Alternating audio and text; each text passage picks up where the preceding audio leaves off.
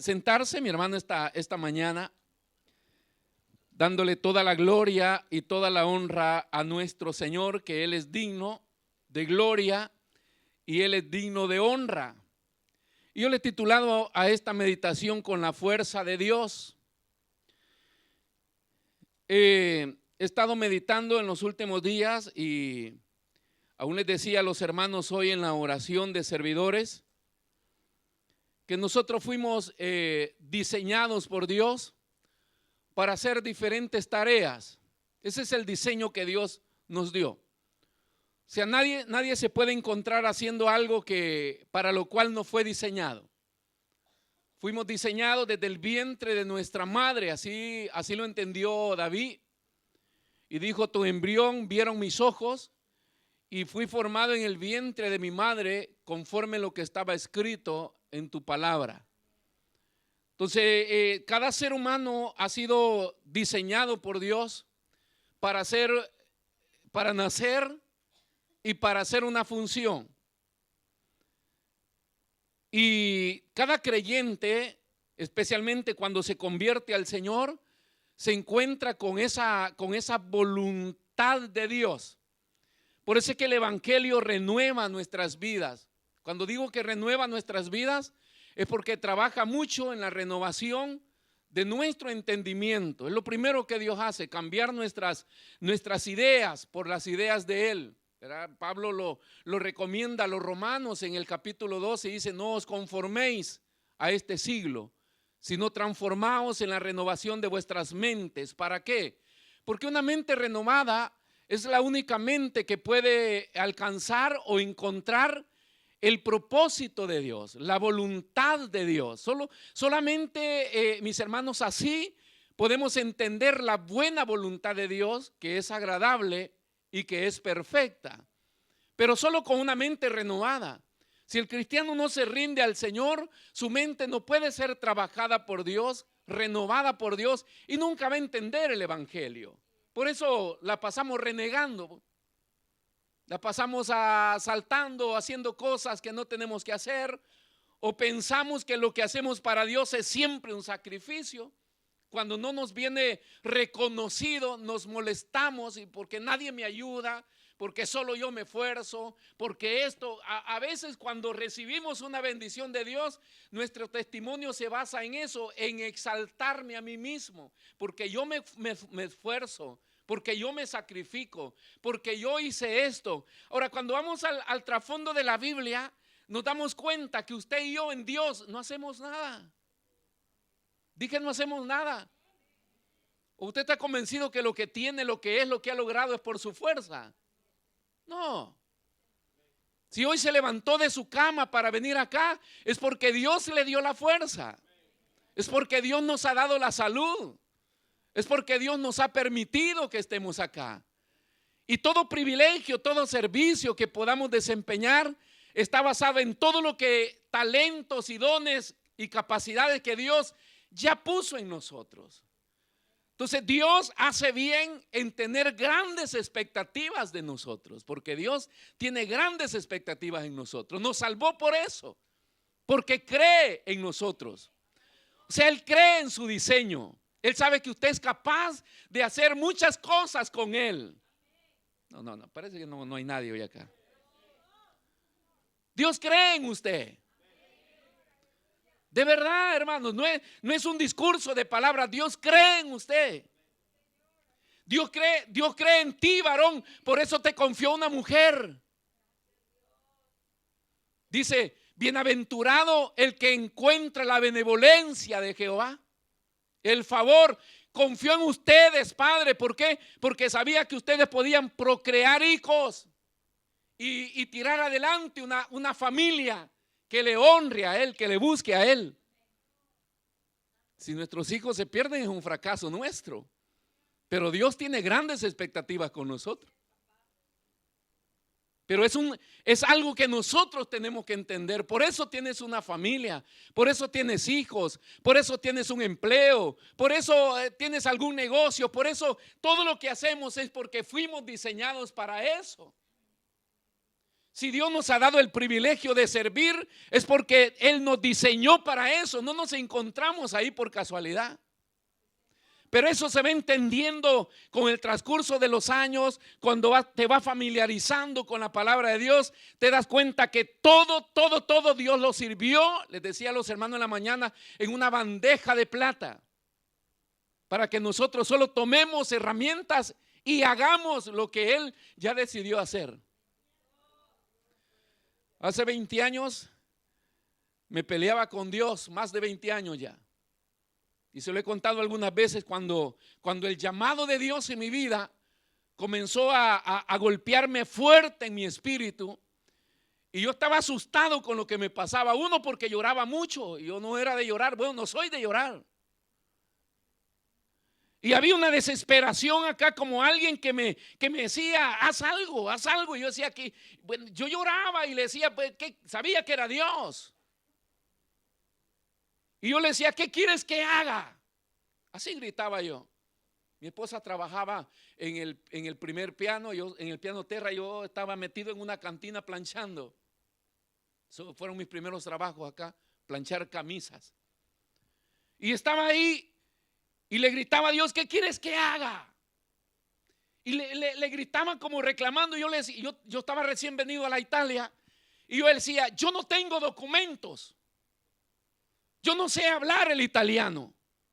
Yo no tengo dinero. ¿Qué quieres que haga? Esas 3 frases que le menciono hoy es porque el hombre siempre cree que cuando Dios le llama a hacer algo, él debe tener algo. Yo le decía al Señor, yo necesito, si quieres que yo haga algo, dame documentos. De repente el Señor me decía, yo no soy Berlusconi. Yo no soy el que hago las sanatorias. No sé hablar italiano. Hay gente que cree que cierra los ojos y ora y ya va a hablar italiano. No, hay que ir a estudiar. Pero siempre nuestra indecisión está basada en que hay cosas que yo necesito para hacer eso según nuestro pensamiento. Y cuando vamos a la Biblia nos damos cuenta de que Dios nos diseñó para eso y que ha puesto en nosotros todo lo necesario para hacer lo que Él nos está pidiendo hacer. Todo. Por eso es que no hay un manual para que nosotros como seres humanos podamos desarrollarnos. Aunque usted pueda leer muchos libros cómo ser padre, el papel de padre por naturaleza lo hace usted. Por eso es que cada familia es diferente a la otra. Hay madres que se mete y dice, no, ¿por qué no le hace esto a su hijo? Mire que yo a los míos le hice así. Pues esos son los suyos. Esa fue su vida, esa fue su manera. Deje a los otros tranquilos. Que vayan aprendiendo a hacer el papel. Que vayan aprendiendo, no solo, sino que Dios nos ha dado esa capacidad. ¿Ha visto que la esposa cuando se discute con el esposo, mira que yo hago muchas cosas? ¿Para qué fue mujer pues? Si dicen que la mujer le dio hasta un sentido más el Señor. Entonces no se deberían de lamentar, fueron diseñadas para eso. Para hacer más cosas que nosotros, según ustedes. Pero está bien. Ese es el diseño. Todos tenemos virtudes, tenemos deficiencias, todos fuimos diseñados según el Señor, pero algo Dios puso en nuestras vidas para que nosotros podamos desarrollar y podamos hacer. Entonces cada vez que yo doy un vistazo, y ya le estoy hablando de más de 20 años, y mire todo lo que Dios nos ha dado, porque le decía a los hermanos, y el domingo pasado también el Señor venía hablando, lo que Dios le ha dado a esta iglesia, hermano. No al pastor Zúñiga, a este ministerio. Que yo me voy a morir un día y entre poco me muero y viene otro. Es a este ministerio. Es increíble lo que Dios le ha dado. Tremendos locales, un espíritu de expansión, vehículos, escuela bíblica, todo. ¿Por qué? Porque Dios tiene grandes expectativas de nosotros. Pero si usted solo tiene una mentalidad de iglesia, que viene al cultito y se va a su casa y no sirve en nada en la obra del Señor, es lógicamente que un día va a compadecer ante la presencia del Señor. Y qué bueno sería que el Señor allá pase lista y diga: ¿de qué ministerio vienes? Aunque Él ya lo sabe, ¿no? Si sabes para qué te envía allí. Para hacer culto, Señor. No. Ese ministerio tenía gran visión. Tenía una necesidad de expansión. Les di lo que muchos deseaban y ustedes lo desaprovecharon. Entonces yo le digo: Señor, gracias porque tú tienes grandes expectativas de nosotros. Yo escucho a los hermanos de Libea y a veces hablan, ¿no? O se mensajean por ahí, les veo su mensaje y dicen: wow, qué gran maestro, dicen de los maestros que han estado en Ibea. Yo he enseñado y nunca me han dicho gran maestro. Hay hermanos que sus perfiles de Facebook los tienen llenos de mensajes de otros pastores compartiendo, pero no el nuestro. Y ese es uno de los problemas, porque la iglesia, el ministerio, no va a lograr hacer su tarea uno, porque estás acá, pero no estás acá. Ese es uno de los grandes problemas. No estamos de acuerdo, no estamos juntos, no estamos mirando para el mismo lugar, no estamos pensando la misma cosa. Allá afuera hay otro que está enseñando otra cosa, que está viendo otra cosa, que está diciendo otra cosa, y esa gente nunca se va a centrar en nada, porque nunca se ha dado cuenta dónde Dios lo puso y para qué lo puso ahí. Y lógicamente que durante no te des cuenta, tampoco en la iglesia se van a dar cuenta de ti. Entonces, Dios, hermano, nos ha favorecido a nosotros como iglesia. No tenemos ningún problema. Nunca he tenido dificultad. He entendido con el pasar de los años que todo lo que Dios nos ha dado, todo lo ha dado Él. Yo no he hecho nada. Simple y sencillamente le dije: heme aquí. Aquí estoy. Úsame para lo que tú creas conveniente. Y todo lo ha ido desenvolviendo Dios. Y Dios todavía tiene muchas cosas que descubrir para nosotros. Y esa es una de mis preocupaciones como pastor. Porque cada día me despierto y le digo: Señor, me siento como las tribus de Israel dando vuelta en el desierto, porque no estamos haciendo nada. Hermanos, no estamos haciendo nada por este ministerio. Estamos simple y sencillamente congregándonos como una iglesia y bueno, haciendo el servicio que se hace adentro, pero no estamos haciendo nada como ministerio, como reino de Dios, a lo que Dios espera de nosotros, a como Dios nos ha capacitado, con más de 50 personas graduados en Ibea, y hacemos dificultad hasta para elegir un líder. Y lógicamente que esta es una exhortación, pues, hermano. Porque ¿para qué Dios nos permitió eso? ¿Sabe cuánta gente parada en los púlpitos que aceptó el reto de Dios predicando mal porque no tuvo la oportunidad de prepararse como algunos de ustedes? O no teniendo que predicar. Hermanos, es tremendo que aún en esta iglesia haya gente que no tenga que predicar y teniendo una escuela bíblica. Es increíble. Si predicar es compartir lo que vas aprendiendo. Entonces Dios nos ha dado muchas cosas. Y yo le dije, hace unos días fui a Puerto de Mare porque se estaba formando el ministerio de alabanza. Y así allá en lo profundo de mi corazón, se lo dije la vez pasada, comencé a sentir un pequeño celo santo. Porque yo dije, estos están sonando mejor que los nuestros. Y ellas están cantando mejor que las nuestras. De verdad lo dije. Pero no porque ellos son mejores, sino Porque nosotros estamos descuidando lo que Dios nos ha dado a nosotros. Estamos descuidando lo que Dios nos ha dado. Y esta es una tarea de iglesia, no es una tarea de un hombre, no es una tarea de solo una mujer, es una tarea de un cuerpo de Cristo.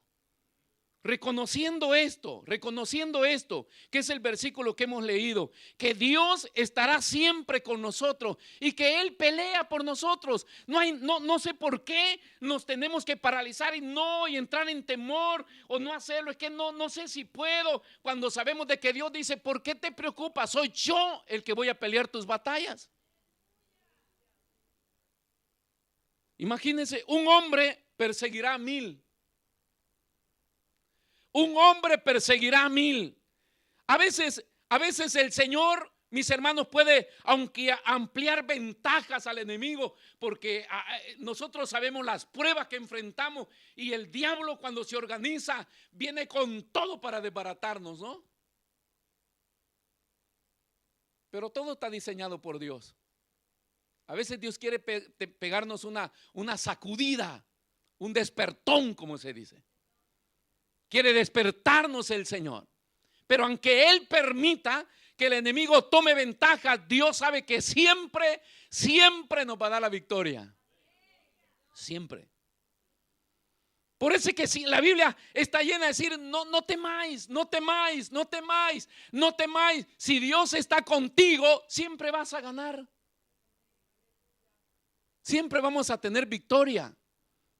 Siempre Dios se va a glorificar si tenemos fe, si permanecemos en Dios, si confiamos en Dios. Por eso es que Josué le está diciendo al pueblo: deben obedecer la palabra de Dios. Domingo pasado también nos enseñaban cuál fue el problema de Israel, que rompe el pacto, que desobedece. Decir que tenemos a Dios es muy fácil. Vivir teniendo a Dios es la dificultad. Es a lo que Dios nos exhorta. ¿Cómo vivir teniendo a Dios? Si nosotros somos prometedores baratos. Nosotros prometemos así fácilmente. Yo he tenido un montón de gente a pasar de los años que pastor, yo he decidido dejarlo todo para dedicarme a la obra. Yo sé que es cuando menos lo voy a ver en la iglesia. Porque entre menos tenemos que hacer, entonces usamos más la vaguería. Y le prometemos a Dios y hablamos con Dios y pensamos: cuando yo cumpla esto, cuando yo alcance esto, entonces yo te voy a servir, Señor. Si no aceptamos el reto, el llamado de Dios, cuando Él nos llama, es de más que le ofrezcamos a Dios. Es de más que le propongamos a Dios. Actuemos en el momento, actuemos hoy. Si hoy oyereis mi voz, no endurezcáis vuestro corazón. Deme volumen, por favor, hermano. No endurezcáis vuestro corazón. Entonces Dios siempre estará con nosotros. Ahora, si la fuerza de Dios alcanza, mis hermanos, es una cosa en la cual podemos nosotros meditar. Si Él dice: un varón de vosotros perseguirá a 1000, porque Jehová vuestro Dios es quien pelea por vosotros, como Él os dijo. Entonces, si la fuerza de Dios alcanza, entonces ¿para qué nosotros confiamos en multitudes? Cuando vamos a la historia de la iglesia, nos damos cuenta que las cosas grandes que Dios hizo, siempre las hizo con grupos pequeños. Y cuando habla de un hombre, no es que Dios no está de acuerdo con el equipo de trabajo, con los que se unan a trabajar, sino lo que Dios está exaltando o declarando es: nunca pongan la confianza en la fuerza humana. Maldito aquel, dice, que confía en brazo de hombre. Se convierte en una transgresión a la confianza, a la promesa de Dios. Nos preocupamos a veces cuando no vemos multitudes. Solamente tenemos que creerle a Dios, confiar a Dios. Tú me llamaste, tú me dijiste, tú me prometiste, tú harás. A tu tiempo tú harás, porque ese es el trabajo de Dios. en el tiempo de Dios. Ahora, si Dios está con nosotros, le decía, si esa fuerza de Dios alcanza, nos basta. A mí Dios me basta. A mí Dios me basta, hermano.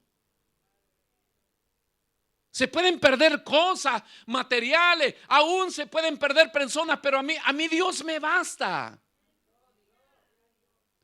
Porque cuando me llamó, estaba solo yo y Él. Después aparecieron ustedes. Y aparecieron otros. Y aparecerán otros. Y se irá renovando la iglesia. Pero a mí me basta Él para hacer la obra de Dios. En todo lo que nosotros vayamos a hacer, nos basta Dios, hermano. Nunca se ponga, porque siempre nos encerramos, es que a mí nadie me llama, es que nadie me consuela, es que nadie me motiva, es que nadie está conmigo. Esas lloraderas.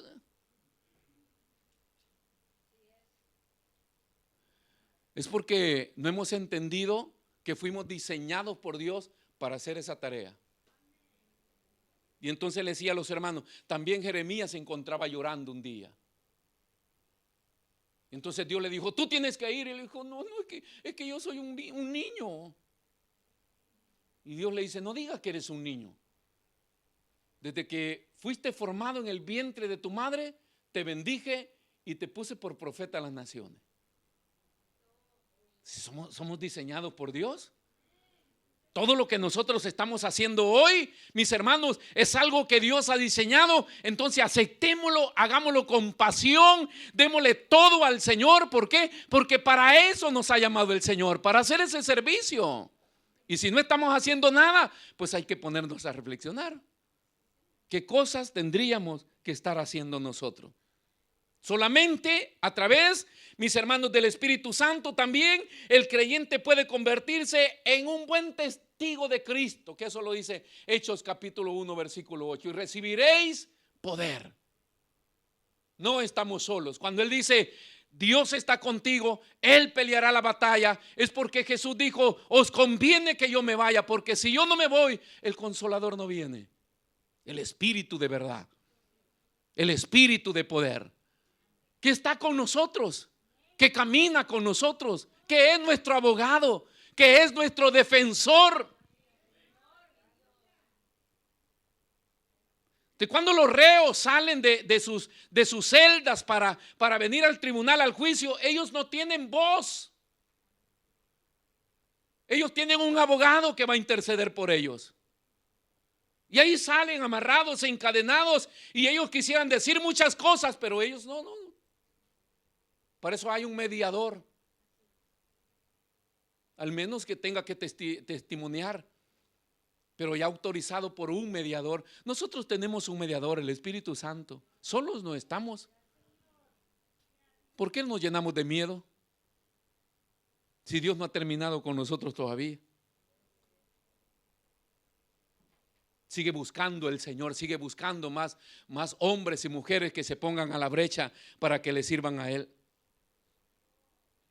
Entonces es el Espíritu de Dios, la inspiración en la vida del hombre, en la vida de la mujer. Sin el Espíritu de Dios no hay inspiración. ¿En qué me inspiro? Si me dan el privilegio de cantar una alabanza, ¿en quién me inspiro? ¿En un artista famoso? Voy a ver X Factor para ver qué hacen. Got Talent para descubrir mi talento. ¿En quién me inspiro? En el Espíritu de Dios que está en nosotros. Es el Espíritu de Dios que conoce nuestro espíritu y que saca a luz nuestro diseño para lo que nosotros fuimos creados por Dios, y eso nos ponemos a hacer. Y cuando lo hacemos, Él se glorifica y nosotros quedamos sorprendidos porque decimos, yo pensé que no era capaz para eso. Porque humanamente somos incapaces.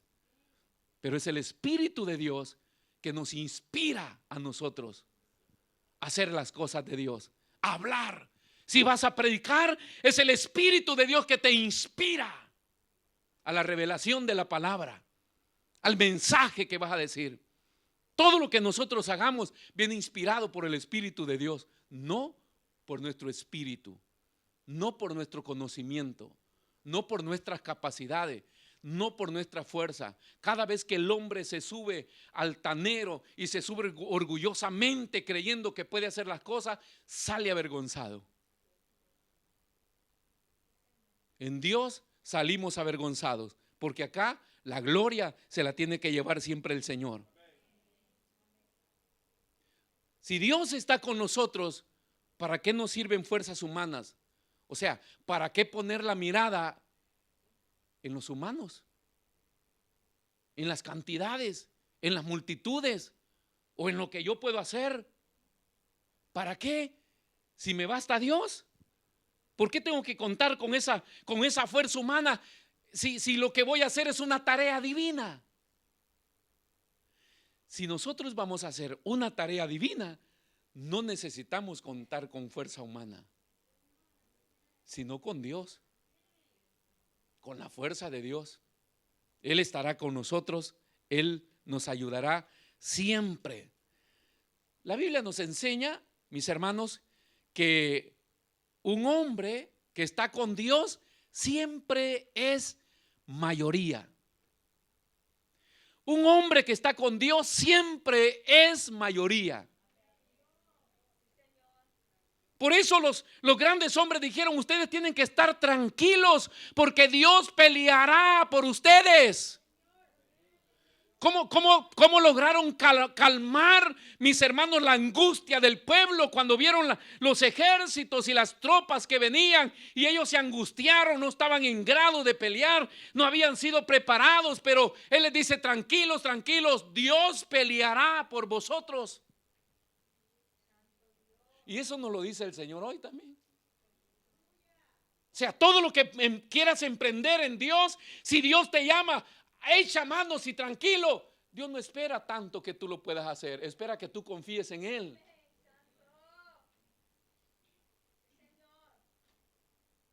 Yo no sabía hacer un montón de cosas. Aún hoy no sé hacer un montón de cosas. Fracaso en el intento, pero sigo intentando. Ya hasta los adolescentes de la iglesia se han dado cuenta. Ayer una jovencita me decía: pastor, ¿verdad que usted es tutofare? Sí, porque si hay que ajustar esto, lo ajusta. Si hay que ajustar esto.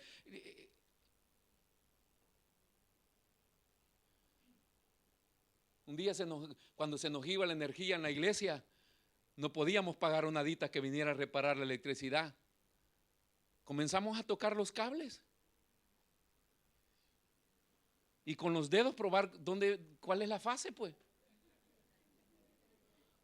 No, y el electricista viene con su aparatito y prueba y cuántos voltajes están pasando. Yo esa cosa no la entiendo, yo los choco para ver si tiene corriente o qué.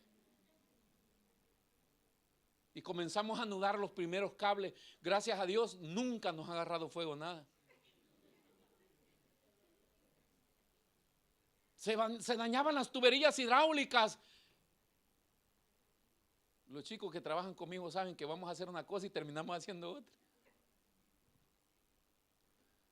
Salí con Kevin a hacer un trabajo y de repente, mira que este tubo está tapado, abramos acá y comenzamos estaba bloqueado el tubo y hay que destaparlo y hay que meter las manos. Y aquel por allá lejos me dijo: pastor, yo a usted lo admiro, solo porque estoy metiendo las manos ahí.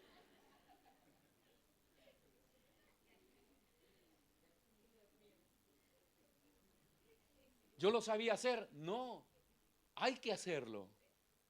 Hay que hacerlo. Todas las cosas hay que hacerlas. Porque si quiere contratar una dita, pues esa es una vida de ricos, ¿no? Pero acá Dios nos da la capacidad para que las cosas se vayan haciendo, pero su mismo espíritu que está con nosotros, hermanos, y ha sido siempre Él a estar siempre con nosotros. Dios es tremendo siempre en nuestras vidas, amén. A veces cuando confiamos, le dije: ¿para qué? Si Dios está con nosotros, ¿para qué la fuerza humana? A veces cuando confiamos en la fuerza humana, Dios tiene que trabajar, como en el caso de Gedeón. ¿Se recuerdan? Que Dios va y llama a Gedeón porque Israel está en una crisis. Le están persiguiendo, le roban todo. Siembran sus cultivos y cuando ya está el fruto bajan y se los quitan y le sacan carrera, y Gedeón por ahí está escondido y llega Dios y le dice: qué varón forzado y valiente, contigo Dios va a salvar a Israel. Y si usted lee toda la historia, después de que Gedeón prueba y prueba, pero lo que hace es formarse un ejército. Ok, yo voy a ir, pero denme una escuadra, denme una comitiva. Denme acá, denme allá. Y él se prepara con 32,000 hombres preparados para la guerra. Yo tuve la oportunidad de andar en un batallón de soldados en la guerra de 1,500 hombres. Eso es gloria. Nosotros no le teníamos miedo a nadie, hermano. ¿Por qué? Porque era un montón de hombres, pues. Y uno llegaba a un lugar y metía su base, y yo por ahí estaba en medio de ellos acá para que me maten. A mí van a matar un montón. Pero un día quise salir de ahí, especializarme y ver qué eran las fuerzas especiales. Y un día me encuentro a la distancia donde íbamos con 500 hombres, con 6 tipos nada más. Ahí fue la cosa. Porque nosotros llegábamos, nos quitábamos las camisas, tirábamos los equipos, encendíamos fuego, calentábamos nuestras comidas, y ay, que sepa el enemigo que estamos ahí. Cuando éramos 6, nosotros estábamos enterrados en la soja y nos movíamos minuciosamente.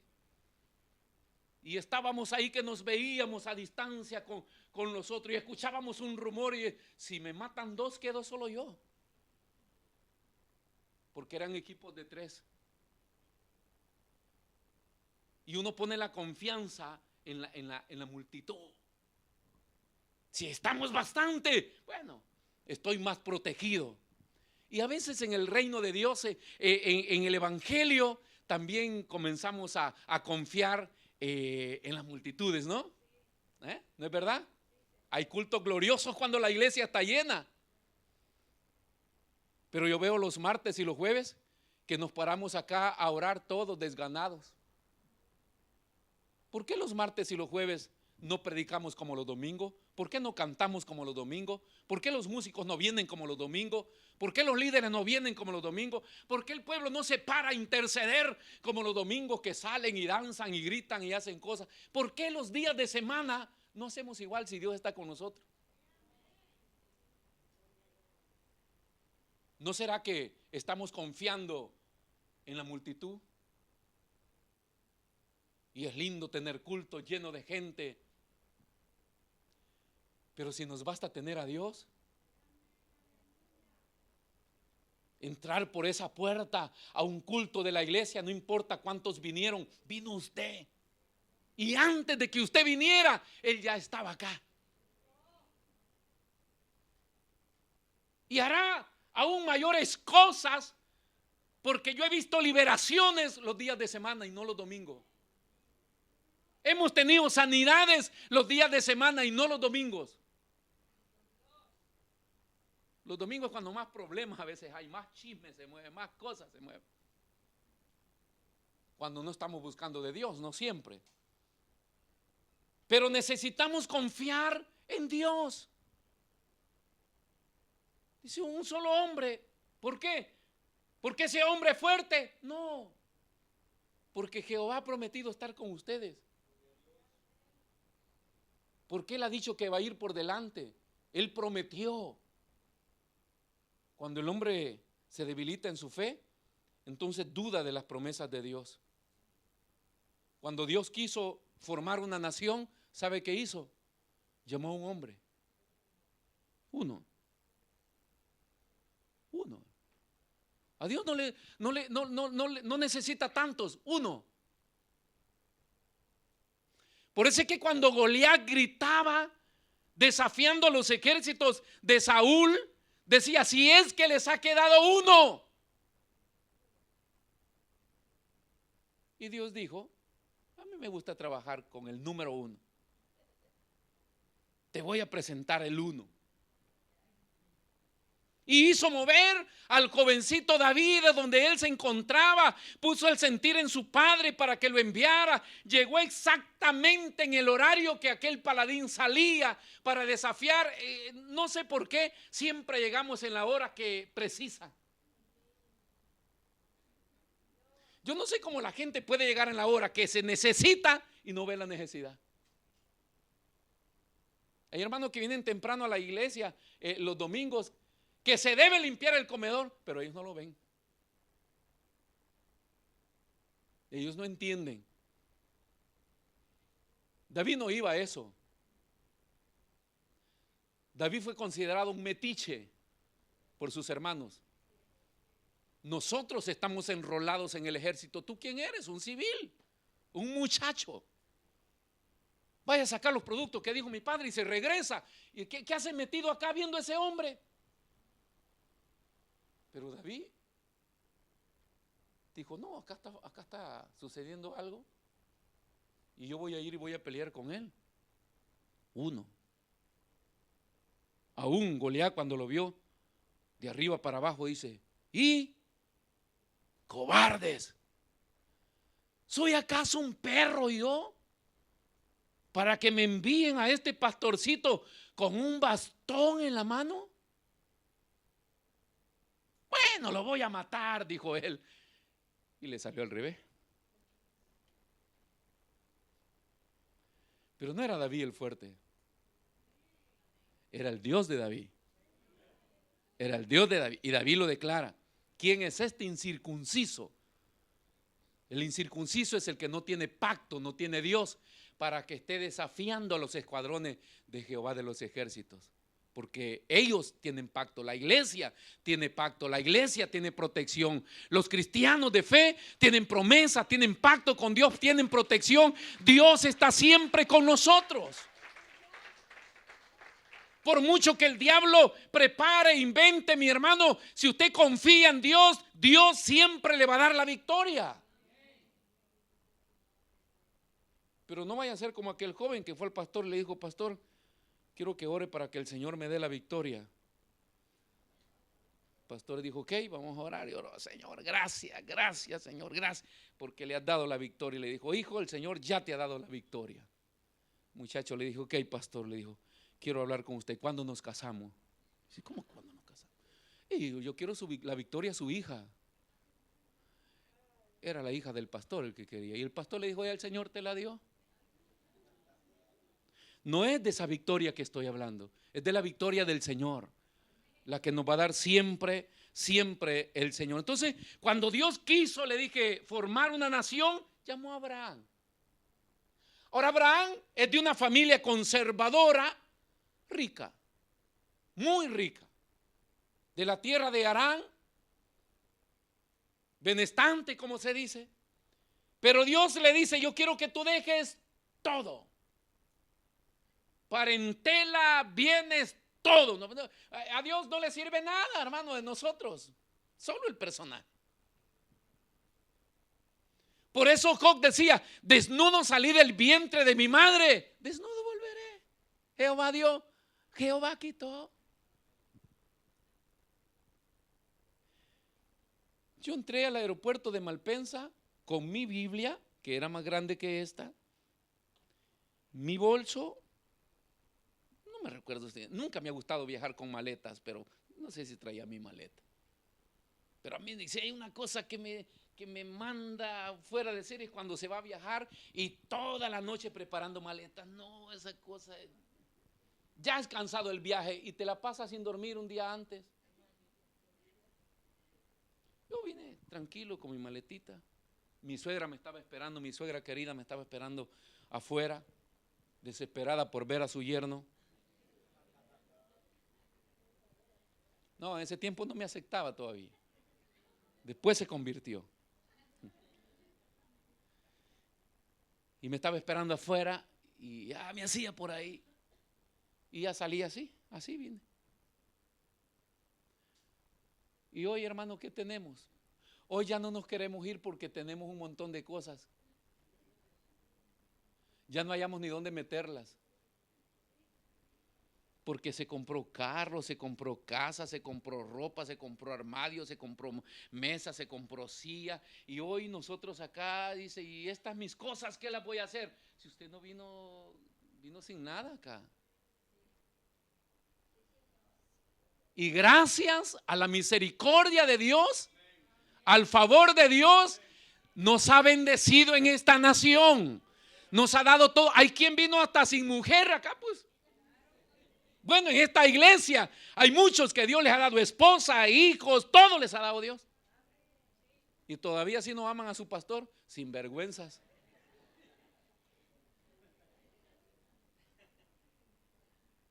Que todos los novios que se presentan, una preocupación nuestra porque le estamos confiando una doncella en sus manos. Y no queremos que la vaya a tomar y a arruinar. Y después de que se casan se van. En vez de decir gracias, en esta casa Dios me ha bendecido. En esta casa Dios me abrió puertas. Acá me dio esposa. Porque ¿quién se podía fijar en ti?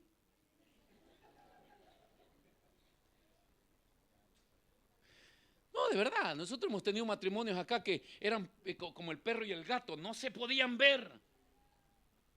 Y después terminaron presentándose y diciendo que se amaban, declarándose amor eterno. Y qué raro esto, ¿no? Solo Dios lo hace. Es una bendición de Dios. Entonces siempre, por eso son los consejos de los patriarcas diciéndole, recuérdate todo lo que Dios ha hecho en tu vida. Si hay algo que nos va a llevar siempre a confiar en Dios, es dar un vistazo al pasado. ¿Qué es lo que Dios ha hecho en mi vida? Cuando a David lo quieren desanimar y le dice, aún el rey le dice, tú mira, este hombre es un guerrero desde joven, ha sido preparado para la batalla, tú eres un muchacho. David le dice, no, yo soy pastor de ovejas, le dijo él. ¿Ha visto que a veces nos queremos defender nosotros como que se hemos hecho gran cosa, no? Le dijo, yo soy pastor de las ovejas de mi padre, de tu siervo, le dijo. Y cuando venía un león, dice, tu siervo salía corriendo, lo agarraba y le agarraba las quijadas. Fuese oso, fuese león, tu siervo lo mataba. Entonces, ese vistazo para atrás, que él dice, si Dios me libró del oso y del león, me librará de este filisteo. O sea, David entendía que no era su fuerza, era el Espíritu de Dios que estaba en él, y todo lo que pudiera venir delante de él siempre le iba a dar victoria. Y la Biblia sigue diciendo de David que él lo pusieron como jefe de los soldados y salía a la batalla con todos sus soldados y entraba de nuevo con todos sus soldados.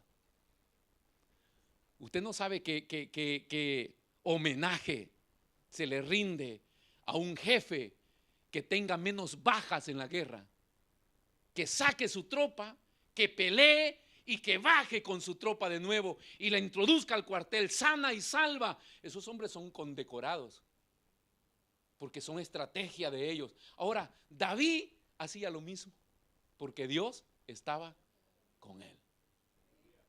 Dios estaba con él y Dios está con nosotros. Entonces le sirvió solo a Abraham para formar una nación, hermanos. Cada vez que usted se encuentra en dificultad, ¿y cómo le voy a hacer? Recuérdese de que Dios formó una nación de un hombre. Y ahí está dando guerra todavía.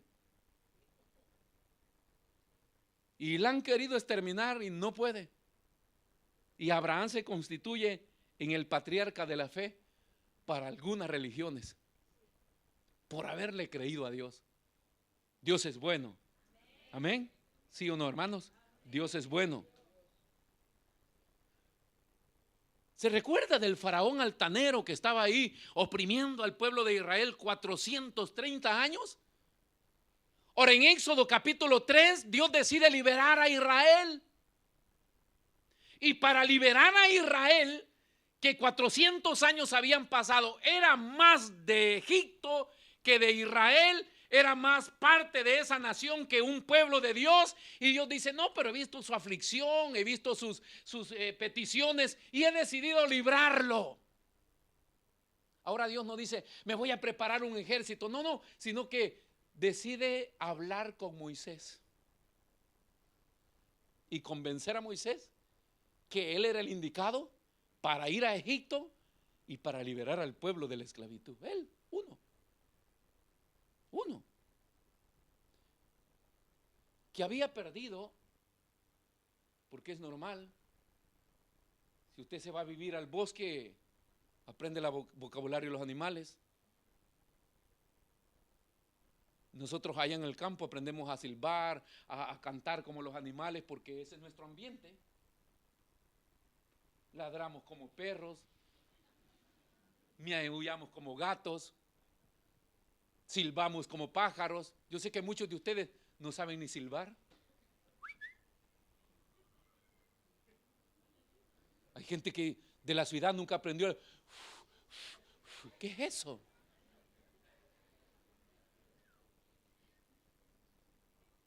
Eso se aprende allá con las aves, con jilguero, que canta, y uno le canta, y cuando le silba,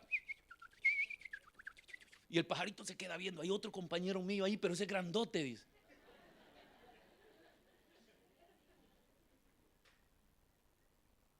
Porque nos familiarizamos. Donde quiera que nosotros vamos, ahí nos vamos adecuando. Entonces Israel estaba también arraigado, y Moisés igual había perdido su elocuencia de hablar, el gran príncipe que había crecido en Egipto. Se puede pasar de príncipe a una persona que pierde toda la noción de toda su preparación. Hay gente que me dice, pastor, yo voy a repetir el IBEA. Yo le digo sí, porque nos conviene que lo repita, pero me da tristeza. ¿Cómo? O sea, estudiaste 5 años y no se te quedó nada. Entonces me muestras el interés que le pusiste. ¿Por qué? Porque cuando te quedas en el limbo de que Dios te dio la oportunidad de prepararte o de servir, pero te quedaste ahí, olvidas todo. Lo mismo estaba Moisés. Ni hablar podía. No sabía comunicarse con los demás. Si usted me hubiera escuchado cuando yo vine de El Salvador, de repente mis mensajes no los hubiera entendido, muchos de ellos. No es que era salvadoreño, era caliche. Porque el salvadoreño habla el castellano normal también. No es que es la lengua normal del Salvador. Pero uno que viene de la barriada, del campo, de abajo, uno más habla el caliche, pues. ¿Qué onda? ¿Qué pasó? O sea, ese es el vocabulario. Mira, pues vos. Y entonces cuando me di cuenta de que Dios me había, bueno, ya Dios nos había preparado, porque nos habían profetizado que Dios nos daba una iglesia y nos decían que era una iglesia extranjera. Mi esposa lo sabe muy bien eso, años atrás. Y cuando veo que Dios nos da una iglesia, y es una iglesia mixta, peruanos y ecuatorianos, y acá había que hacernos entender con los ñaños.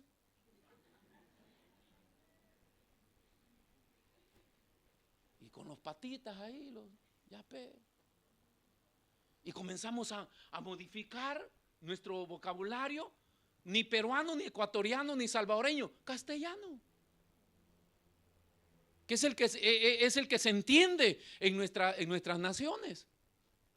Entonces comenzamos a modificar eso. ¿Por qué? Porque es lo que teníamos que aprender para darnos a entender, para ser efectivos en el mensaje. No la mentalidad, nada, yo soy, si quiere que me entiendan, no. Para eso Dios nos sacó de allá, para dejar la ñiringada.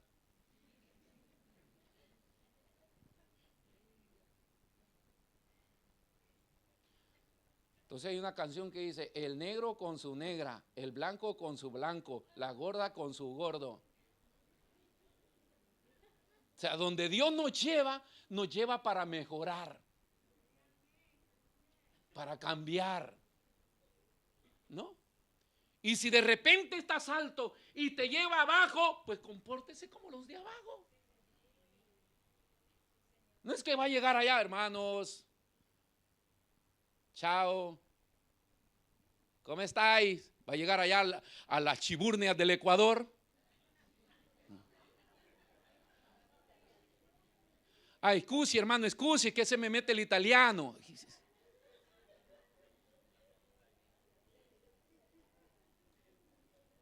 Ya ni aquí lo hablamos bien. ¿Qué pretende en su país? Yo veo hermanos acá que se dejan ir unas ráfagas de itañolo. Yo digo, ¿por qué no logran entender que están hablando español? ¿Por qué? Ya, pues. Hable serio, me decía un ecuatoriano. Hable serio, pastor. Dijo Pablo, cuando yo estoy con judíos me comporto como judíos. No hablando del mal comportamiento, sino de la manera de llevarle el mensaje al corazón de la gente. Y cuando estoy con otro, también me hago entender con ese tipo de personas. Porque es parte de lo que Dios hace, pero sucede esto. Y en la vida espiritual, mis hermanos, también nos sucede. Si usted no se involucra, no acepta el llamado de Dios, no acepta el servicio a Dios, no pone en práctica lo que Dios le ha permitido. Dice que todo aquel que es profesional, pero que no ejerce su profesión, es un vago. Allá en América Latina, bueno, al menos en El Salvador, la gente desde que se prepara anda buscando trabajo para trabajar de eso que se preparó. Acá en Italia, en Europa, más que todo veo que la mayoría son profesionales, pero no trabajan de eso. Y algunos no trabajan.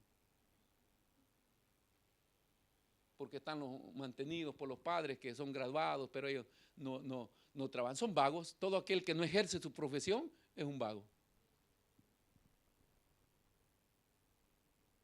Todo aquel que Dios le ha permitido prepararse en la iglesia y no ejerce eso, es un vago. Al inicio me dijeron sí, hoy no. Ese silencio me da a entender que hay muchos vagos.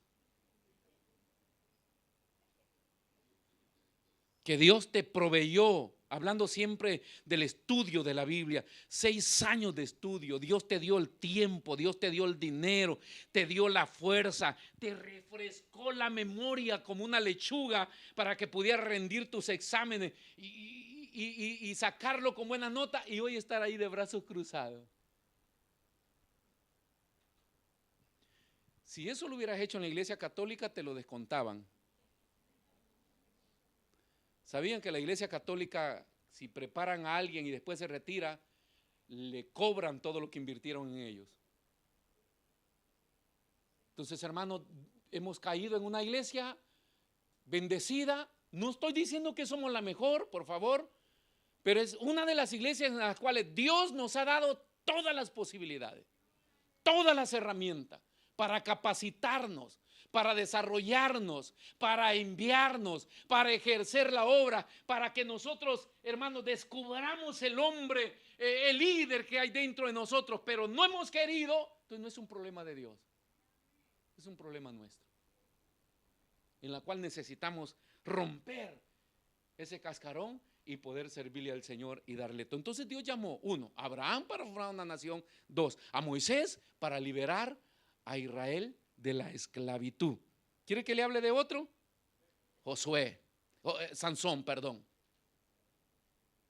Dios, cuando Dios decide, Sansón es uno de los jueces de Israel. En el periodo de los jueces, que es un largo periodo, Israel sufrió mucho porque cuando se terminaba un juez, Israel vivía en su desobediencia, tanto así que hay un periodo que no hay nadie y la gente hacía lo que quería. Vivían como querían. Pero en uno de esos periodos de jueces aparece Sansón. Sansón nace bajo un propósito de Dios, bajo una promesa de Dios. Y nace bajo un pacto nazareo de Dios, del hebreo nazir, llamado aparte. Desde el vientre de su madre viene separado por Dios. Y las mismas recomendaciones para la madre vienen recomendadas para este hombre que va a vivir con un pacto nazareo, separado para Dios. No dado al vino ni a la sidra, era lo primero.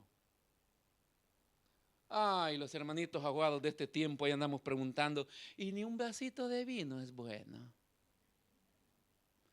¿Me puedo tomar un vasito? Si la iglesia ha sido separada por el Señor para estar lejos de todas estas contaminaciones, no dado al vino. El vino genera una adicción, produce esa adicción, y cuando el alcohol se sube a la cabeza, el hombre no puede gobernar más. Entonces dice la Biblia, no es de príncipes, y nosotros somos príncipes y sacerdotes. Y tenemos que estar, dice Pedro, sobrio, cuerdo, para poder pensar en este reino de Dios, para poder actuar en este reino de Dios. Entonces, no dado al vino, ni a la sidra, no contaminarse con cosas muertas o personas muertas, porque eso era considerado inmundo para alguien que era separado para Dios. Nosotros hemos sido separados para Dios. Entonces Sansón también. Y él fue perdiendo eso.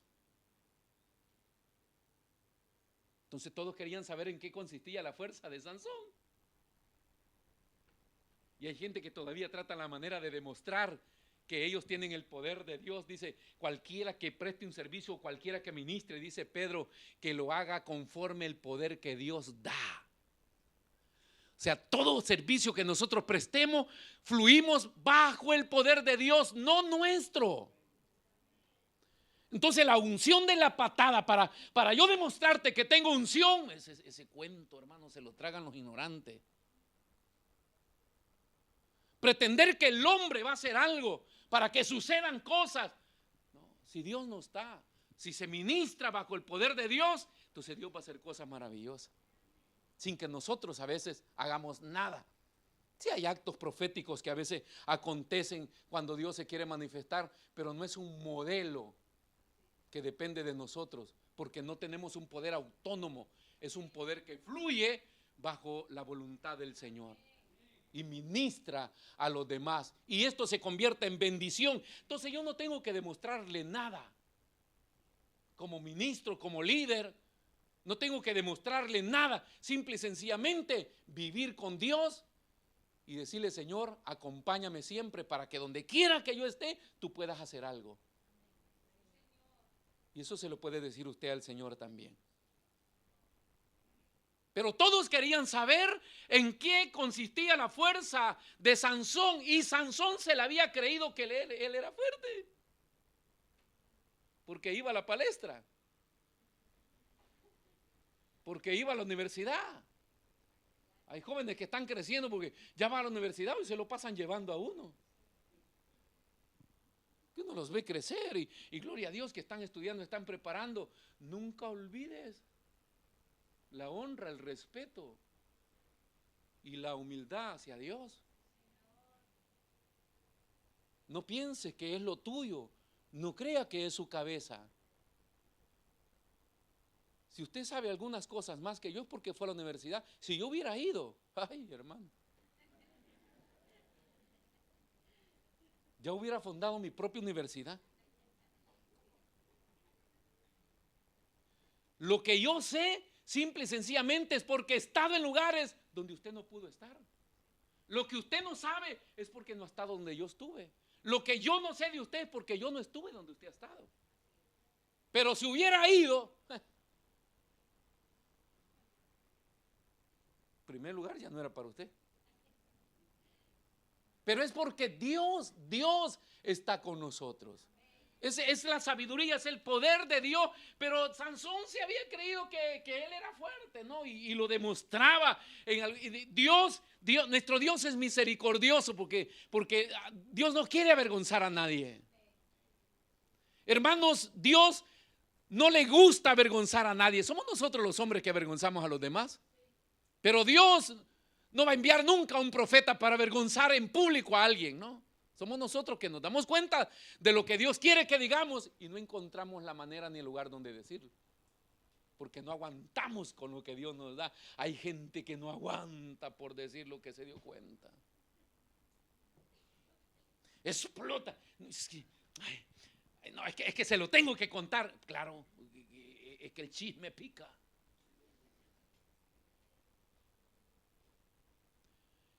Yo conozco personas que les contaron cosas. Ahí están, sepultadas. A veces hasta han sido acusados. Tú lo sabías. Yo no he hablado nada. Sansón creía que en él consistía la fuerza y había ido perdiendo. Recuérdese, uno, se había embriagado. Segundo, se había contaminado con los animales muertos. Y solo le quedaba el tercer paso: no pasará navaja sobre su cabeza. Entonces él tenía una cabellera, hermanos, y él decía, es que mi fuerza está en la cabellera. No, ese era el tercer paso del pacto, que estaba a punto de violarlo. El último no consistía en ninguno de esos, sino en que era separado para Dios.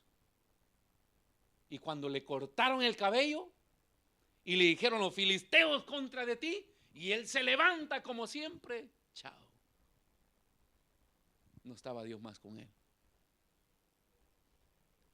Pero la historia de Sansón cuenta que ni aún Israel todo completo han matado tantos filisteos como lo mató Dios solo con Sansón.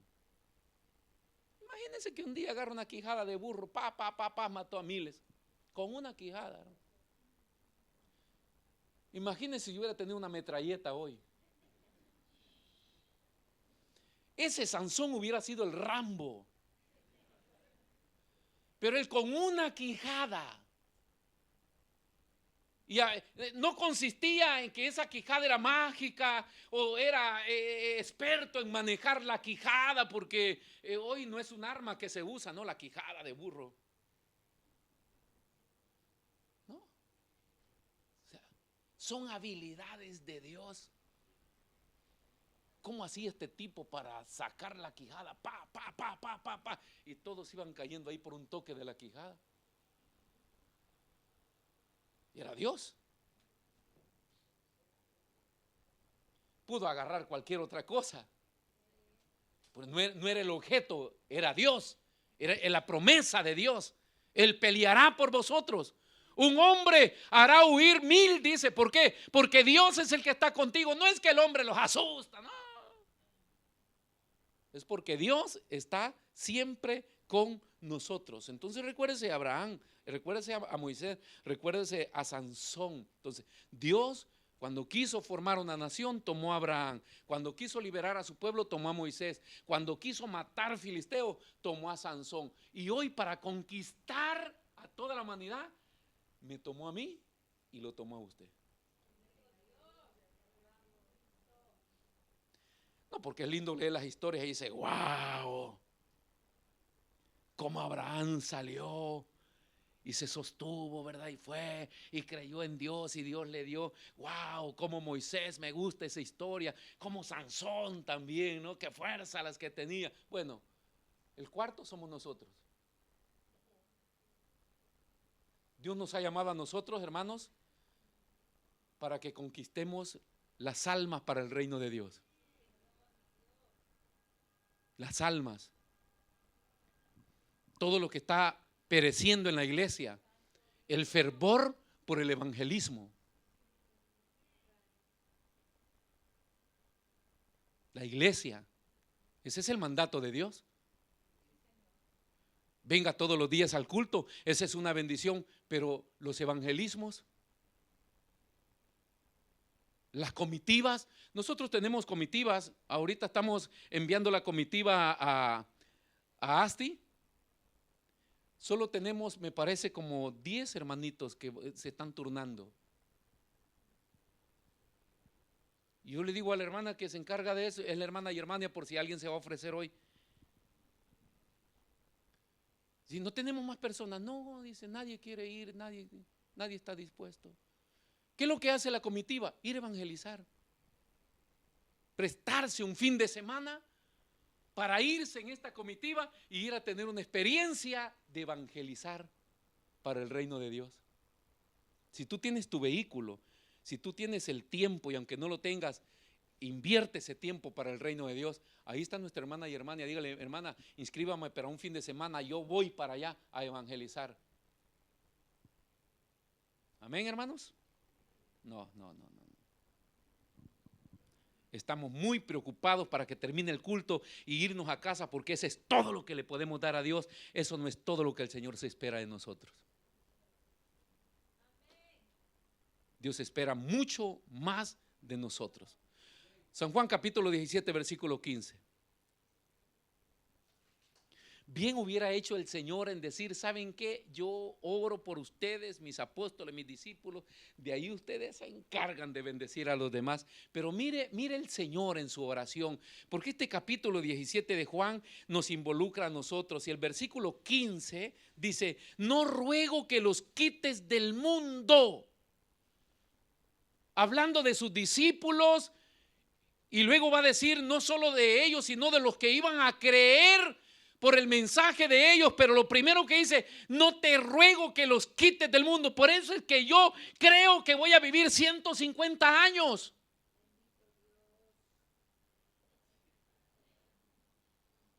Aunque usted vaya en crisis, va a tener a este viejito gritándole acá siempre. Porque yo no estoy desesperado por morirme. Oh, llévanos, Señor, a que hayan guerras, terremotos, virus. No me importa. Si Dios está conmigo y me ha dado vida, me seguirá dando vida, salud, protección, cuidado, atención. A mí no me preocupa el sistema de vida que el mundo va siguiendo. Eso está profetizado en la corriente del mundo, cómo está terminando la guerra y todo esto. Eso va a seguir peor. Pero aunque siga peor, yo quiero seguir vivo acá. Porque hay una tarea que hacer por el evangelio del Señor. No quiero seguir vivo para estarme dando viento en un lago, en el mar, en la playa. Quiero seguir vivo para hacer la obra de Dios. Estoy preocupado porque no avanzamos como iglesia. Y si Dios nos ha dado tantas herramientas, no estamos haciendo nada con ello. Es un problema de todos. No ruego que los quites del mundo, sino que los guardes del mal, que los proteja. No son del mundo. ¿Hasta cuándo no vamos a dejar de entender que no somos de este mundo? ¿Qué te importa cómo vive el vecino? ¿Qué te importa cómo viven las demás personas? No eres de este mundo. Ah, no, es que la doña fulanita vive así, es que don fulanito vive así. Ellos viven en el mundo, tú no eres de este mundo. Nosotros pertenecemos a un reino, como tampoco yo soy, dijo el Señor, de este mundo. Santifícalos en tu verdad, tu palabra es verdad. La preocupación de la iglesia debería ser cuánta palabra de Dios entiendo. No cuánta palabra leo, cuánta palabra entiendo. Porque cuando le entienda, la verdad te hará libre. La gente lee y lee la Biblia y anda preguntando, ¿puedo hacer esto? ¿Puedo hacer esto? ¿Puedo hacer esto? No creo en esto, no hago esto, no cumplo esto para Dios. ¿Por qué? Porque no entiendes la palabra de Dios. Si la entendiéramos, fuéramos fieles devotos del Señor. Pero dice, santifícalos en tu verdad, tu palabra es verdad. Como tú me enviaste al mundo, así yo los he enviado al mundo. ¿Para qué Dios nos ha puesto en este mundo, hermanos? Jóvenes, para que se consideren los guapos. Quiero contarles que hace unos 30 años yo era el joven más guapo del barrio. Y usted dirá, ¿y qué pasó, pastor? Eso es pura envidia.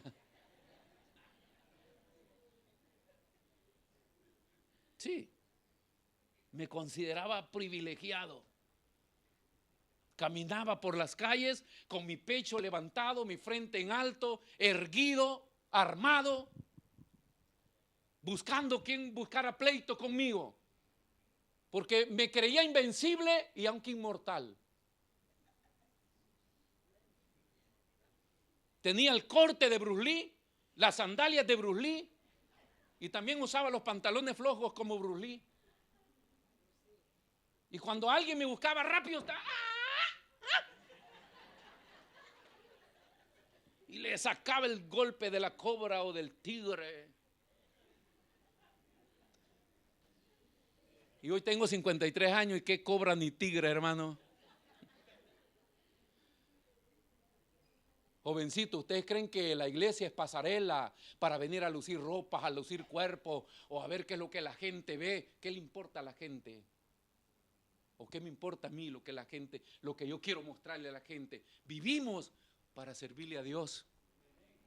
Estamos en esta tierra con un propósito. Así como yo no soy del mundo, dice el Señor, yo los he enviado ahí, así yo los he puesto ahí, mas no ruego solamente por esto, dice el versículo 20, sino también por los que han de creer en mí por la palabra de ellos, para que todo, ahí vamos involucrados usted y yo. O sea, alguien nos predicó el evangelio, 2000 años predicando y llegó a nosotros. Y el Señor ya había orado por nosotros y ya nos había enviado el mensaje para decirlo, ustedes no son de este mundo. Así es que esta mañana puede decirle, adiós mundo incruel, mundo cruel, porque no somos de este mundo, porque hemos creído por la predicación de los apóstoles, para que todos sean uno, como tú, Padre, en mí y yo en ti, que también ellos sean uno en nosotros, para que el mundo crea que tú me enviaste. La iglesia tiene un propósito de llamado, hacerle creer al mundo que Dios nos ha enviado, que Dios envió a Jesús y que Dios ha dejado su iglesia en esta tierra como la prometida, como la novia, y que es la iglesia que va a levantar. ¿Cómo le hacemos creer al mundo esto? Póngase de pie. ¿Cómo podemos hacer creerle a la gente que Jesús vino a la tierra y que yo le pertenezco a Jesús?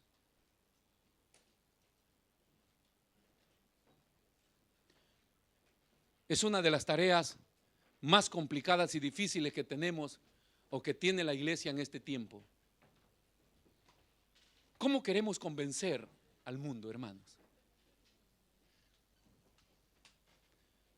La iglesia no está viviendo con convicciones cristianas de poder convencer al incrédulo.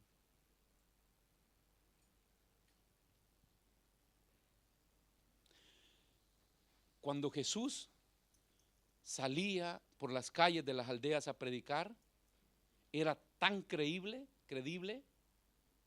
era tan poderoso que la gente sacaba a sus enfermos y los tiraba por las veredas para que cuando él pasase por ahí, ellos se sanaran. Era tan creíble que los mismos gobernantes del Imperio Romano enviaban escribas para que tomaran nota de los discursos de Jesús. Lo consideraban tan creíble, tanto así que los grandes intelectuales lo cuestionaban y le preguntaban, pero ¿con qué autoridad habla este? ¿De dónde le viene esa autoridad?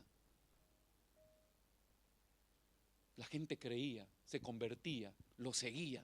En un mundo, en un imperio donde seguirlo a Jesús era un delito. Era un delito. Y cuando Jesús muere y se va, asciende a los cielos, ellos se van a Jerusalén y se quedan ahí y deciden vivir en comunidades escondidos. Y salían a vender sus propiedades y se escondían de nuevo porque era un delito declarar que ellos se reunían con los cristianos. Pero ¿qué es lo que hacía, hermanos? No importarles que el gobierno los persiguiera, que los asesinaran, es que habían encontrado el poder en este evangelio. Hoy no somos más creíbles porque nosotros mismos no creemos.